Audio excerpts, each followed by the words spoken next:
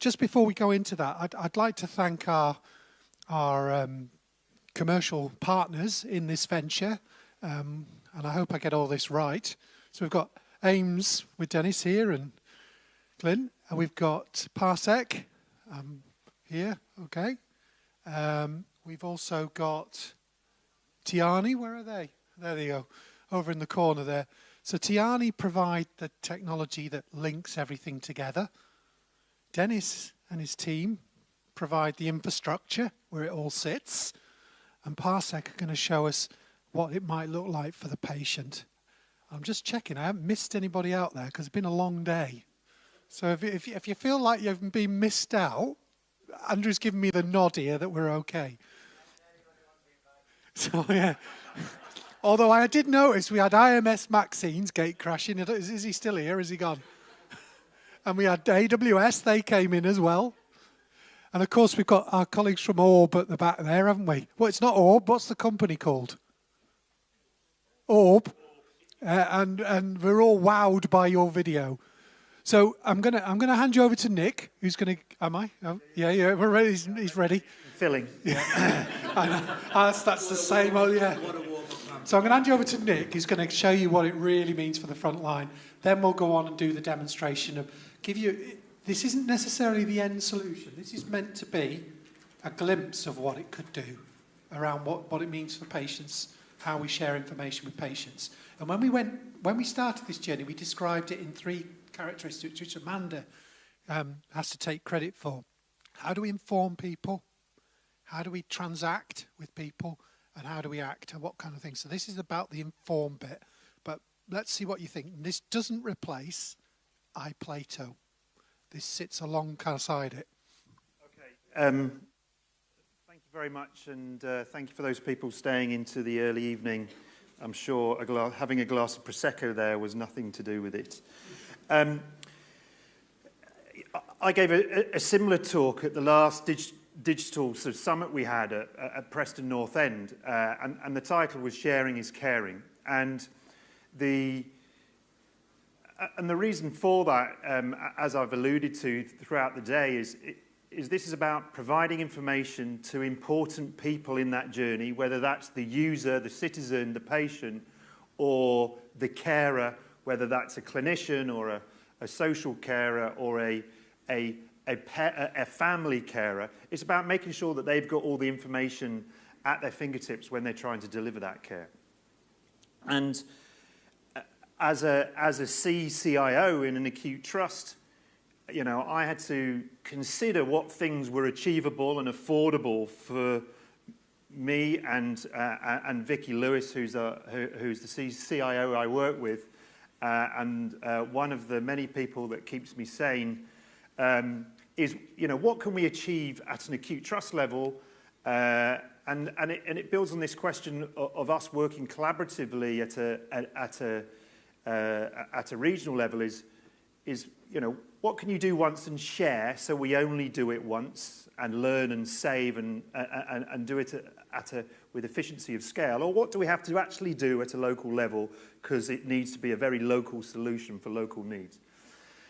And Preston and Lancashire teaching hospitals, like other of the trusts in our region, provide tertiary services as well. You know, we are the cancer centre, provide neurosurgery, trauma centre, but Blackpool is the cardiothoracic centre. East Lancashire has hepatobiliary surgery. So we have to share information, and I myself are part of a tertiary service. And I have patients travelling around, and I have very little information at my fingertips about what's happened either with that patient with their GP or at that other acute service. And we have to repeat investigations. We have to repeat X-rays, which always makes me anxious. And any radiologist in the room will be crying into their Prosecco about radiation doses. But there are some things that we need to do at a regional level, and sharing information. Sorry, I didn't usually walk around with my shirt out. It was the microphone. So are the things which we need to do at a regional level, and that's sharing information and perhaps looking at population health. And then there are things which I think, God, trying to invest in that, A, I haven't got the brain space, B, that sounds very expensive. And having a single landing place for our citizens, you know, we all know the frustrations of remembering passwords, logins, access, forgetting it, muttering unmentionables under your breath as you forget, and you know, remind yourself of your password, writing them somewhere, maybe having an app to store all your passwords and forgetting the password for your app to store all your passwords. So there were some things that I think that should be left to a national solution. And we've got examples of that as the NHS app, Orb, and perhaps citizen identity. And we've also been on a big journey in the last year, and sometimes, despite evidence to the contrary, that we've achieved a great deal on the digital roadmap. You know, maybe it's just renaming that we've done over the last year. But we work in a very complicated environment, and very simply, the Health Information Exchange and the LPRES, Lancashire and South Cumbria Personal Record Exchange System, wanted to bring all that information together and facilitate sharing of that information to empower providers, to empower citizens, and to enable us to use research and development to enhance the way we deliver care to our patients. And this is the kind of environment that we're working in, okay? So for us, these are just some of the players in our health and social care ecosystem. We've got GP providers, acute providers, community and mental health providers, acute providers. We've got some degree of technology and oversight to bring that all together. So we've got a multitude of systems. So what we needed was a solution that enabled all these users and providers and different systems to share information in a safe, organized way, to initially share that just as unstructured information, but to build up over time a structured platform for sharing information that is able to take care of authentication and securities and identification, so we know that if individual A logs into the system, that they have permissions to see this, this, this, and this. And that's, in essence, what Tiani is. Okay, and thank you very much to Tiani here. But it's quite clever stuff. I don't really understand it. I just know it works. And thank you very much for the people who make it work. And all the tin and the connectivity of where that has to happen started off to get it out of the ground in one of the acute trusts that happen to be Lancashire Teaching Hospitals. But now, as it becomes a bigger beast, it needs to be housed where there's more tin, and more tin to expand into flexibly, which is safe, which is inside the circle of trust, and that is AIMS, I think, in my simplistic terms. Okay. So in the first instance, the work of LPRES was very invisible, okay? And it just involved replacing things which were being done already, but replace them in a more efficient way. So we were already, in our healthcare environment, sharing some information electronically, but it was quite crude in certain situations. At Lancashire Teaching Hospitals, we were emailing discharge summaries into generic email accounts. There was no, messaging about send, receive, who's it going to, and it was a dirty solution. And LPRES meant that we could completely integrate our discharge summaries into the GP electronic workflow, so it went straight into EMIS. It checked that it was going to the right practice. It went into the workflow. Messages were received to say that it had been received. So it was a much better closed-loop system. And so now Lancashire Teaching Hospitals ship all the discharge summaries like that. East Lancashire ship all their clinical correspondence like that. There are discharge summaries coming out of Blackpool, and soon to be information, but unstructured information coming around the system. But it was all very invisible to me as a clinical user on the front line. It just happened behind the scenes. I knew how good it was. I knew that it improved our data quality by 90%, that the rejections of incorrect discharge summaries fell from 350 a month to less than 20. So it had real benefits in terms of making sure that we were getting system around the organisations efficiently. But the real win to me was being able to bring that information and bring it visibly to my clinical colleagues. So this is the very high-level structure of what we believe LPRES should be able to allow us to do. And it will have a shared record platform that we can share between carers, okay? And it should have a platform to enable citizens and patients to view their record and interact with their record, whether that's just simply reviewing correspondence about themselves, access to results, or whether that's a platform to manage disease-specific situations such as diabetes or chronic airways disease. And it's always good to give meaningful examples. And the electronic end-of-life care pathway, or EPACS, has been a national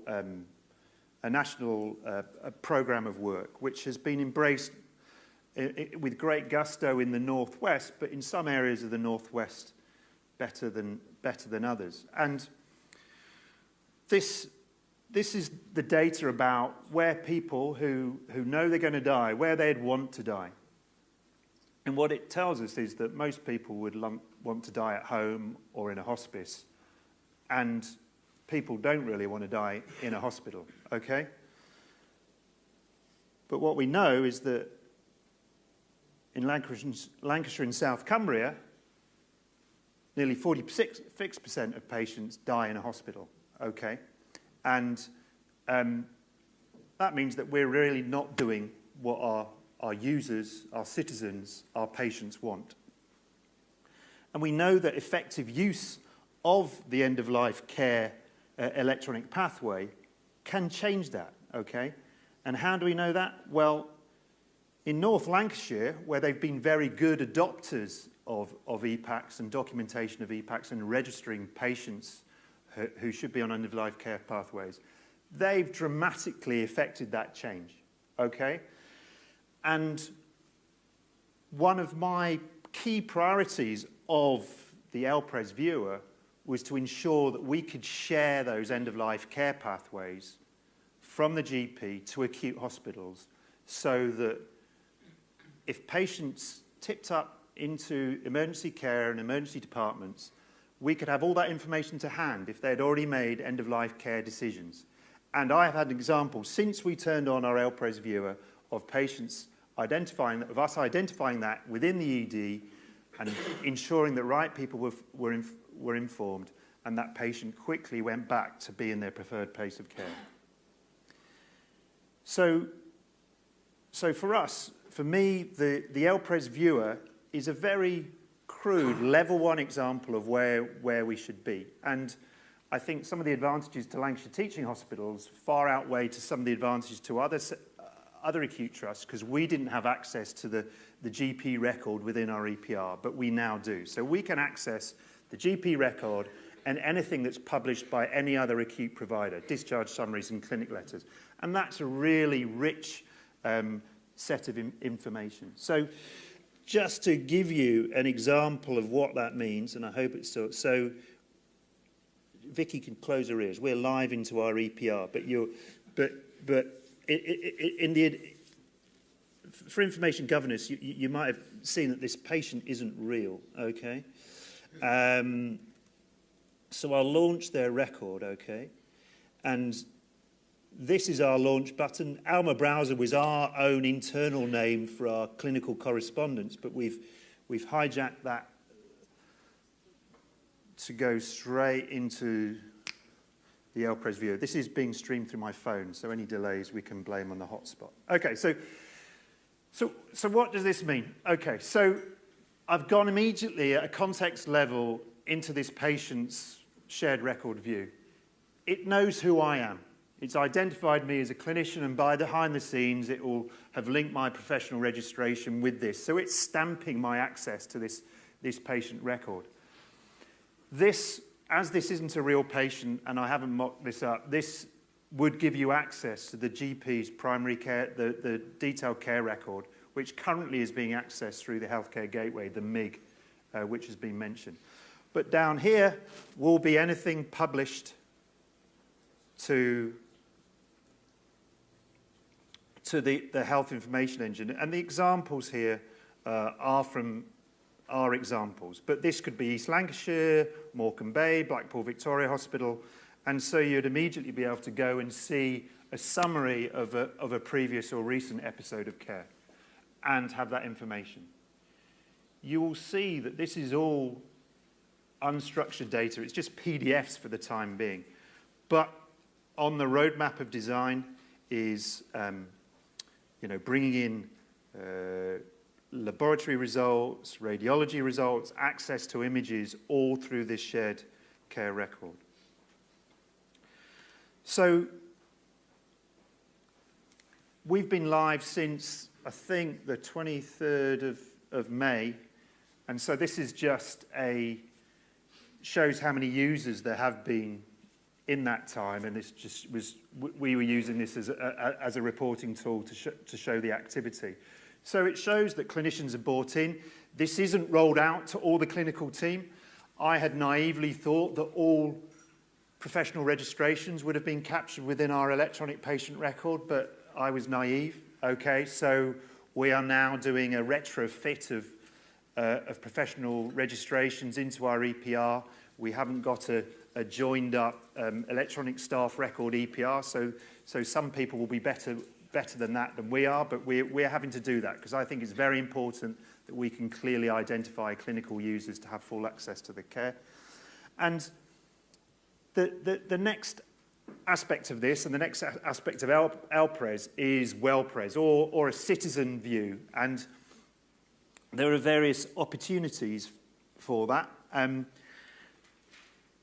Our viewer is relatively crude at this stage, the clinician viewer, but we hope that our offer to patients and citizens will be better. And my analogy for that is that when you or I want to book an air ticket with BA, we'll use the BA app. It's very smart, very intuitive. It will tell you what to do. But when you go and check in, if you look behind the screen, the poor BA worker isn't on a very smart app. They are on a green screen with lots of clicks, and because probably what they're doing is a bit more complicated than buying a ticket. So we're going to invest in this platform to provide this for our patients, and that's associated with some of the other partners we have around. So we have, this is just a mock-up of what this would like. This would be a patient landing page on their computer. It would be the LPRES record. It would allow access to see who their doctors are, when their next appointments are, various parameters, views into their medical record. It could launch health-specific applications, and we're going to see an example. We're going to see a demo of that shortly. And to demonstrate how well our partners can work together, just this afternoon, Orb demonstrated how, you know, the Parsec launch or the LPRES button could be something that's embedded into the NHS app. So you could go straight from here into your regional health information exchange record. And that's as simple as it would be. Clearly, at some point here, we'd have to have an authentication process. Other providers of applications are available, and this is a screenshot of iPlato, and this was what was in my view. And it does very similar things. This is about accessing and flexing your relationship with your healthcare providers. So I just want to hand over to the team just to give us a more detailed demo into your system. Some of you may have visited the kiosk outside, but we'll just do some unplugging and replugging. And then after that, we'll take some questions and have a discussion. Is that all right? Thanks very much. Well, we'll take some questions whilst we check that this works, actually. You. Okay, just while that's taking place. Are there any questions in the room that we want to ask while they're Dennis?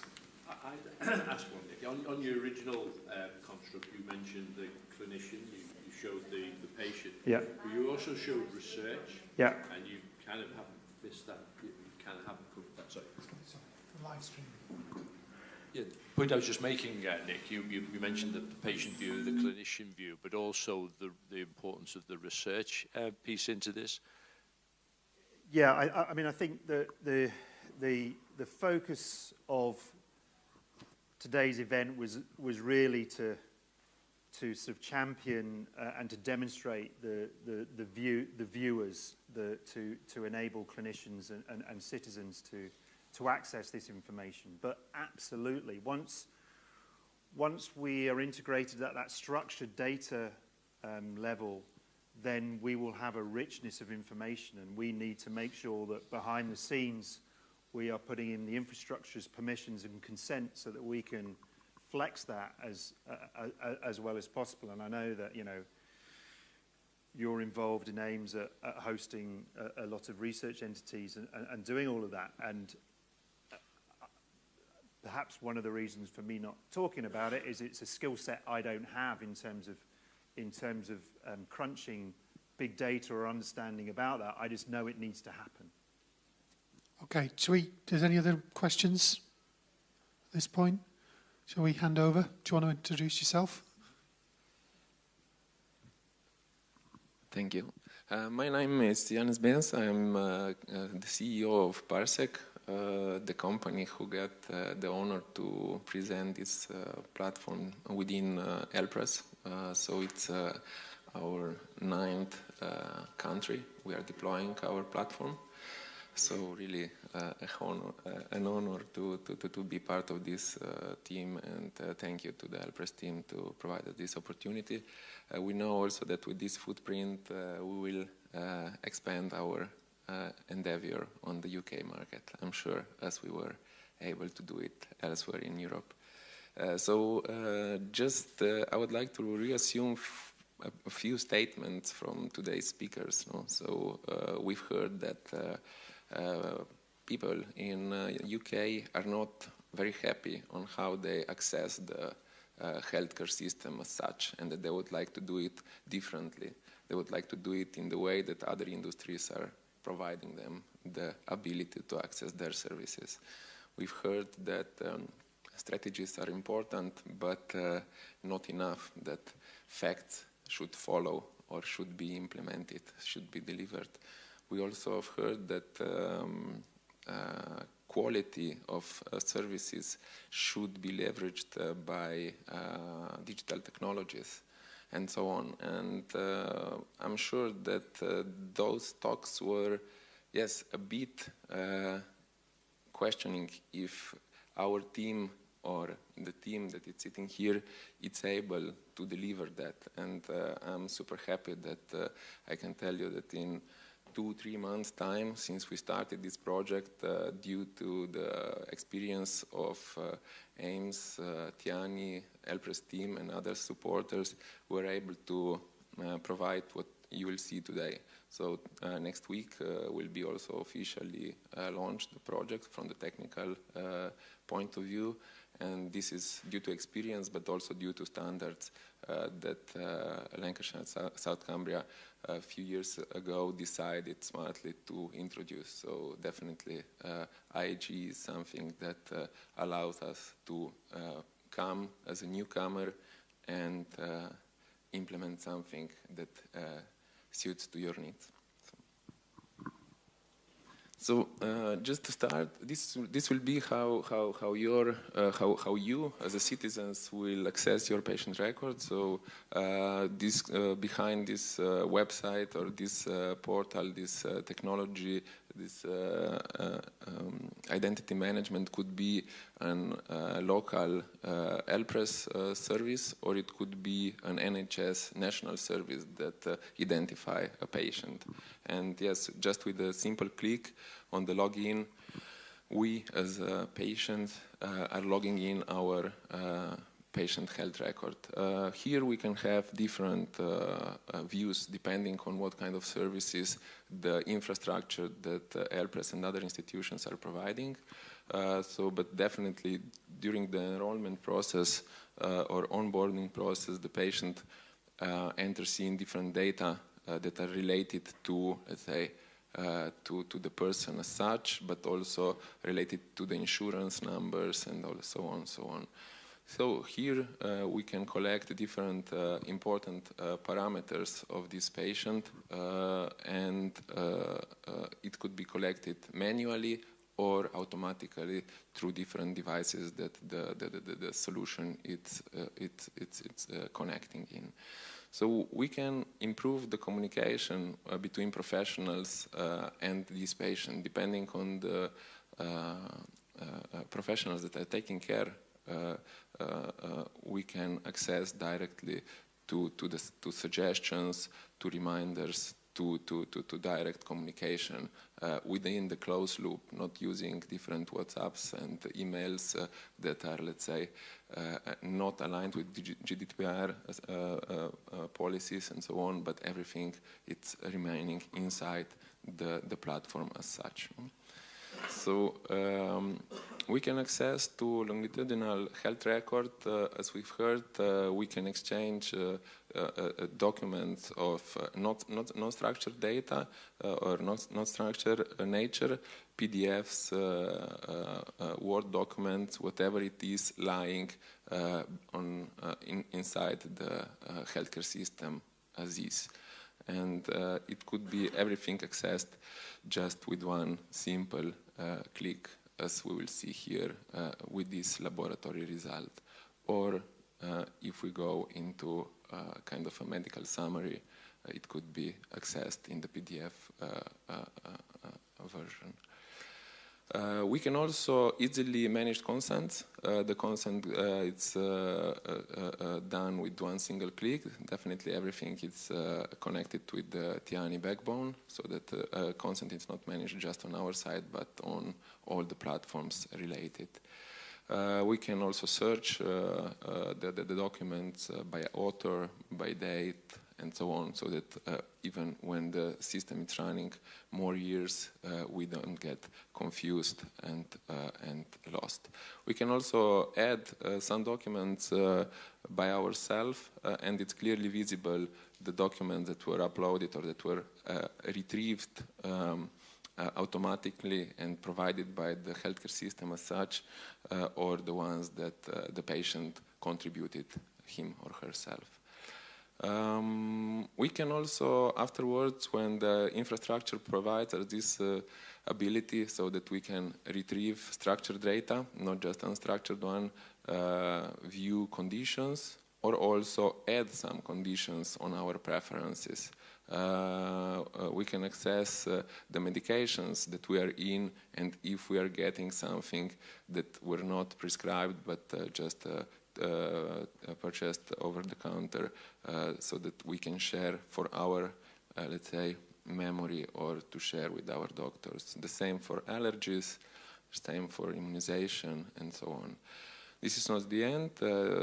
Definitely the patient can track also some other things that are health-related. So what was the disease or the feeling that the patient had, and what the vital parameters were telling at that point of time. It's easy to select, add, and store, and then share afterwards.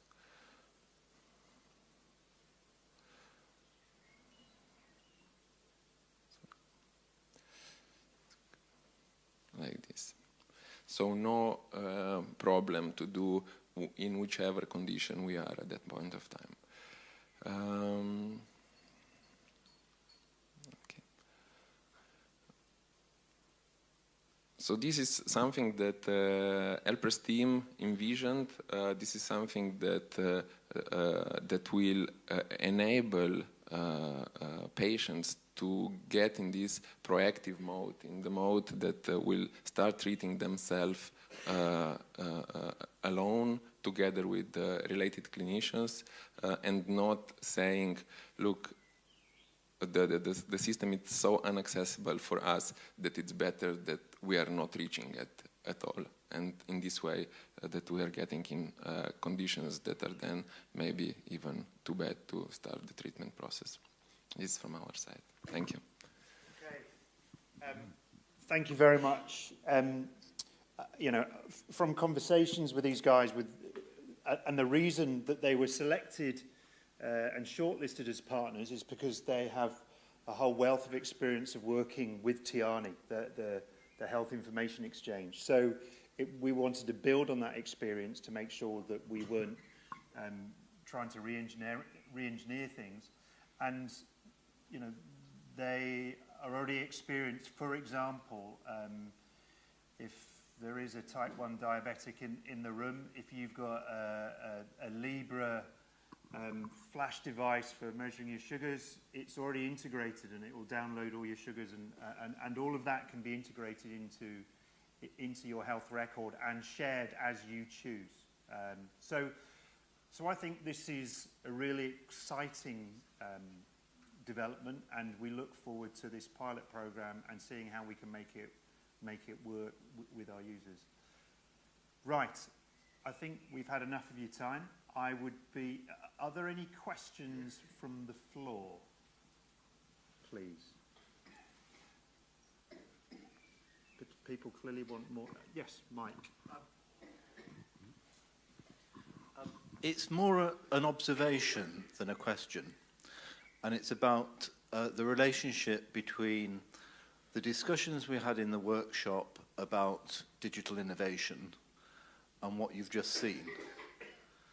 And the issue is that the infrastructural approach that you're taking here means that the innovations at the presentation layer, what I see under what circumstances, can be implemented very quickly and ultimately and in a very lightweight way, and be a consequence of your discussions about needs to know and wants to inform. Now, this is a revolution. This is completely different. At the moment, you have to go to technical people with a set of requirements and give them some money, and they might produce something that might be something to do with what you expect. In the future, on this sort of platform, the way these things appear and present themselves to you will be an outcome of your use and your discussion of them at your local level, at the point of contact, at your regional and sub-regional levels, and of course there'll be stuff coming down from the centre saying you've got to do this and you can't do that. But this is a completely different world, and I think we really need to understand that the difference here is between the structural applications approach, give me your requirements, I'll build you a system that will enforce them, and the infrastructural approach, I'm giving you the capability to connect things together. What you connect together is up to you. This is heavy shit.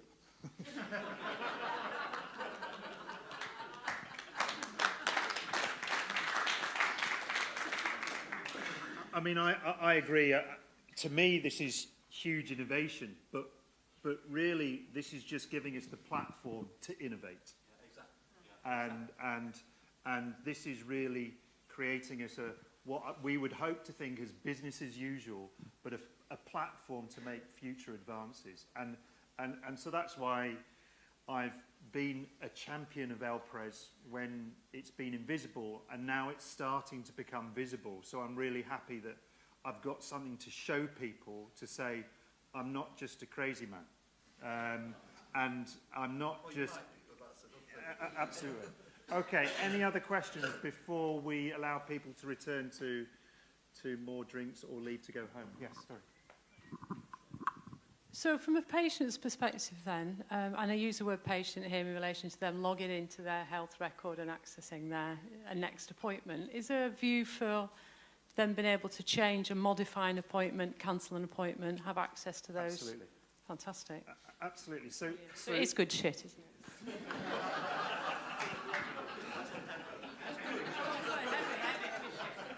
So, you know, that is it's good shit. So absolutely, and you know, when we think that's good shit, but really, you know, that's about a very basic level of interaction, and it's about trying to bring all of this into one place. And although underneath it there may be different systems allowing that to make it work, but to the patient, it's one seamless landing pad that allows them to do all of that.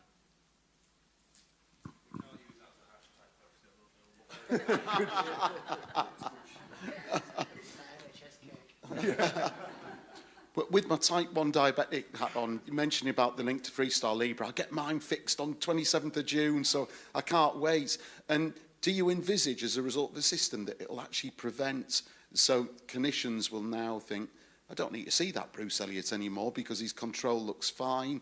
We can cancel that diabetic clinic session and give it to somebody more useful. So that's one of the small things. But the second thing I wanted to ask you about as well, if that is a kind of benefit, what are the risks and issues that we all here today can make certain that we minimise in the extension of LPRES across the area? What are those risks and issues, and what can we do to mitigate them best? That's a very good question. I think that part of this conversation is about wanting to learn from areas that have innovated and led, okay, and understanding that there may be more than one solution to the same problem, but as a region, we need to pick on, at some level, pick on a solution and back it and go with it. And if we don't do that, we will create inequalities and we will lose out. So that is the challenge. At some point, we will have to say, that's all very good, but how can we learn from all of that and make it work for everyone at a wider level? And that is really the challenge that I think that we'll face. And making sure that when providers and our stakeholders are engaging and identifying themselves, is to understand some of how we make sure that the information governance works. And that means, you know, clearly identifying people, getting rid of generic logins, you know, all the things that we know we should do, but sometimes are still going on because it's how things have always been. Mike, is it going to end with you? Yeah. Okay. I'm sorry, I can't resist this because I think it's really, really important. But there's a sort of a determinism going on here which says, what's the problem, design the solution, deliver the solution, and somehow that's the end of the story. Okay, it's a very sort of linear determinist view, and we can't help it that, you know, that's the way we're trained. This is, you know, Prince 2, this is the way you're supposed to work. How else can you work? But the issue here is that you've got to do all that, and that's important. But this term governance, for me, is about looking at what's going on and saying, is that what we intended with that plan and all those things that we did? Do we still intend that? Has something unexpected happened?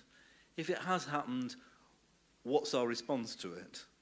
How do we change our plans and our criteria and what we're measuring as a result? So governance is about what we intended, and management is about making the measurements about what we did. And there's a relationship between these two things. The thing that horrifies me about the NHS is the way we have bowdlerized and polluted this concept of governance to be box ticking, and we talk about the high-vis and the police, and, you know, it's the burden. And that is a complete betrayal of the concept of care. So we've got to reinstate this term governance to be about articulating and examining our intentions against the evidence that these technical systems will give us about what's going on. I rest my case. Thank you. And I think with that, and celebrating also the wonderful information sharing gateway that's developed in North Lancashire and shared around Lancashire and South Cumbria and the rest of the country to help us try to overcome some of the challenges provided by the governance infrastructure, that we will come to an end. I have been greatly honoured to work with the LPRES team, some of whom are here today. They have worked tirelessly. Tony Chaffel, this was Declan's baby, Bev over there. So these are the people who have gone around trying to iron over the governance issues, make sure that things are signed, boxes are ticked, trying to share the vision amongst our health community. And it's been a real collaboration involving our commissioning support team, involving clinicians, involving technical architects, involving software developers, and Paul Bradley and colleagues who were instrumental about creating the LPRES viewer was celebrated and shortlisted as an unsung hero in the LEP NHS celebrations last night, and I think that was duly deserved. So I am going to leave it there. Thank you very much. I'm grateful for all of your support, for staying here into the early evening, and for those people who are staying later into the evening and sharing Colin's good shit.